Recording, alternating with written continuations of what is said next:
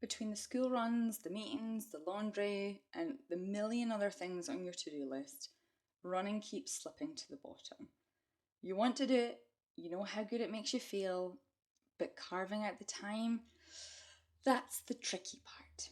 In this episode, we're talking about how to make space for running when your days are already full, without the guilt, without the pressure, and without needing to wake up at 4 a.m. If you're new around here, welcome to Your Running Coach with GMacSpurr, the ultimate podcast where I, Coach G, answer your running questions and help you unlock your full potential. Whether you're a seasoned marathoner or just getting started on your running journey, I've got tips, expert insights, and real-world advice to keep you moving forward. Hit subscribe now to join our growing community, and if you're ready for personalised coaching to really crush your goals, check out the link below to inquire about one-on-one online coaching. Okay, let's chat running. Shout out to Susan for this question. And if you have a running, sports nutrition or athlete mindset question, head on over to the Your Running Coach with GMacSpurr community, link below, and ask it. Okay, first question. Do you want to run? Is this a season in your life where running is something you need to put down for a time? Zero guilt. Are you thinking it's something you should do rather than wanting to do? Now, I'm assuming the answer is yes, you want to run, given you're listening to this episode. So let's get you showing up for your running goals, your dreams, whilst not overloading yourself with more on your to-do list. First question for you. How many days can you commit to running each week? Not how many would be the perfect version of yourself running. Right now, what's your number? If that's 1, totally fine. The average is typically between 2 and 4, depending on what you're training for and what your goal for that race is. For this example, let's say 3 runs. We're going to look for 3 slots in your week that you can fit in your runs. This will be different for everyone depending on the distances you're running, but let's say for ease, your goal is to find 3 30-minute running slots. Get your calendar out and have a look at what's there. We're going to go through it to find your run times. How are your mornings looking before work? Is there any free time, or are you busy getting kids ready for school? Do you have a 90-minute commute? We're looking to see if there's any obvious slots in the mornings that you could do your runs without changing anything that is already there. The runs in the morning can be a little bit trickier for some, so we're just going to have a quick look and see if there's any spots. If there are none, that is absolutely fine. But if you have found a block of time, remember for this example, we're looking for 3 30-minute slots. If you've found 1 or 2 of those, write it down and we'll come back to it. What about during the work day? Is it possible for you to run on your lunch break? Is there a changing rooms and shower in your office? Heck, is there a gym in your office? What about once you've clocked off? Could you run straight after work before heading home? If that's not possible, that is all right. Remember, no guilt. We're trying to find time that works for you and your schedule. So again, if you found any time, write it down and we're going to come back to it. Running during the day is definitely tricky if you don't work from home. If you work from home, there's maybe a little bit more opportunity for you to do a run during the day, but if you've got a 9 to 5 with an hour lunch, it can be a little bit trickier. So no judgment, no guilt if you aren't able to do a run during your work day. Totally fine. What about after work? Is there the potential to do your run as soon as you get in the door? Or can you run even from the train station home? Do you have a treadmill at home that you could jump on before the nighttime routine even begins? If your kids are a bit older, can they occupy themselves for 30 minutes while you're doing your run before dinner? Could your partner make dinner 1 or 2 nights a week so you can do a run?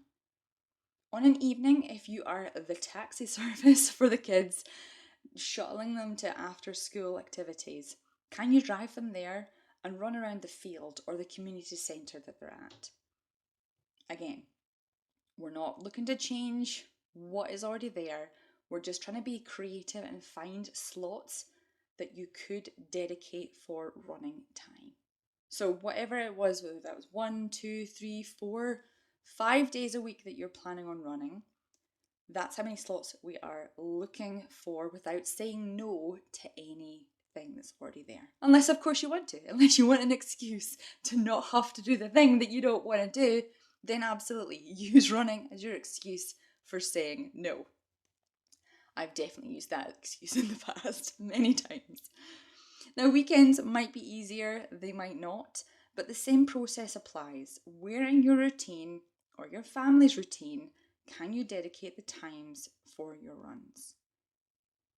Now, once you've found your times, get them in your calendar. Seriously, having them in there, you're more likely to stick with it than if it's in your head. Plus, if your family or work colleagues see your schedule, then they'll get used to having that running time at X day, X time. And it also then gives your brain no out.